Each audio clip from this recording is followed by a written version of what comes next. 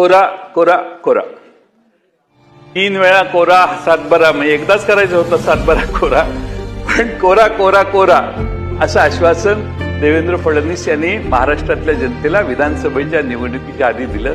कारण निवडून येणार नाही याची खात्री असल्यामुळे कदाचित सगळंच तिजोरी मोकळी करायचा निर्णय झाला होता. त्यात कोरा कोरा कोरा हे आश्वासन देण्यात आलं. काय हरकत नाही.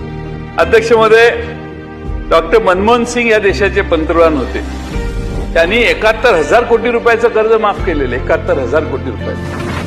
आमचं सरकार आलं त्यावेळी उद्धव ठाकरेंच्या नेतृत्वाखालच्या सरकारने देखील हजारो कोटी रुपये कर्जमाफी पहिल्या आठवड्यात आम्ही निर्णय घेतला 6 जण मंत्री असताना, आणि महाराष्ट्रातल्या जनतेला दिलासा देण्याचं काम केलं. आपल्या सरकारला ही संधी आहे.